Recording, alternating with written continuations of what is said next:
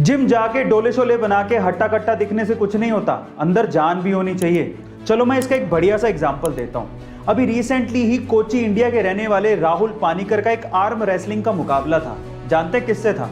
वो भी दुनिया के सबसे strong body builder Larry Wheels के साथ। शुरू में तो लैरी वील ने बहुत जोश दिखाया, लेकिन लास्ट में जाते जाते वो जोश खुश हो गया। राहुल, जो कि लैरी के सामने काफी कमजोर दिख रहे थे, उन्होंने लैरी को आर्म रेसलिंग के मैच में हरा दिया।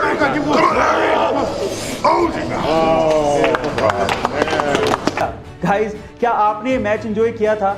यूके का बर्गर किंग अपने कस्टमर्स को अपने कॉम्पिटिटर मैकडी के यहां ऑर्डर करने के लिए बोल रहा है। और सिर्फ मैकडी ही नहीं, पिज्जा हट, डोमिनोज और जितने भी छोटे बड़े रेस्टोरेंट्स हैं, उन पे अपने ग्राहकों को ऑर्डर करने के लिए रिक्वेस्ट कर रहा है। पर सवाल ये उठता है कि बर्गर किंग, जो कि खुद एक बहुत बड़ी फास्ट फूड की चेन है, वो ऐसा क्यों कर रहा है? देखिए, बर्गर किंग का इस पे कहना है कि उसने भी कभी नहीं सोचा था कि लाइफ में ऐसा कुछ वो लोग कहेंगे, लेकिन करंट सिचुएशन को देखते हुए इन रेस्टोरेंट्स पे जो एम्प्लॉइज काम करते हैं और उनकी फैमिलीज, उनको कस्टमर्स की जरूरत है ताकि वो सरवाइव कर सके, इसीलिए वो ऐसा कर रहे हैं। क्या बात है!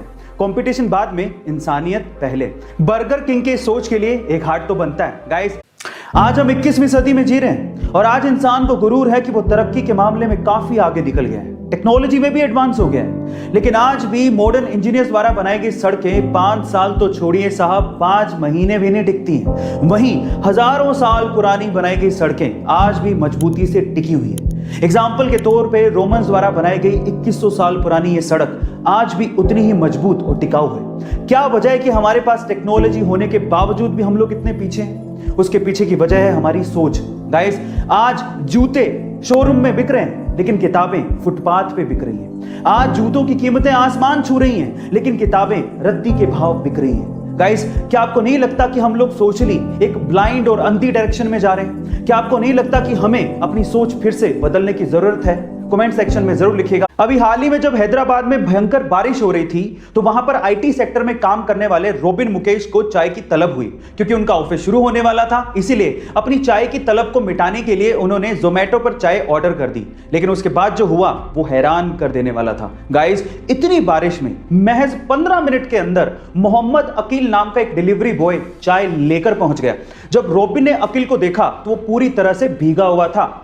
इतनी मेहनत देख के रोबिन ने अकील के लिए फंड रेज करना शुरू किया और देखते ही देखते 73,000 रुपया इकट्ठा हो गया, जिसमें से 30,000 रुपया एक अमेरिकी महिला ने डोनेट किया था। गाइस, अब इतनी मेहनत अगर कोई करेगा तो ये इनाम तो बनता ही है। हमें भी इन डिलीवरी बॉयज की हमेशा रिस्पेक्ट करनी चाहिए, जो कि बिना मौसम देखे आपके पेट की भूख मिटाते हैं। गाइस, आपको ये जान के कैसा लगा? कमेंट सेक्शन में जरूर लिखेगा।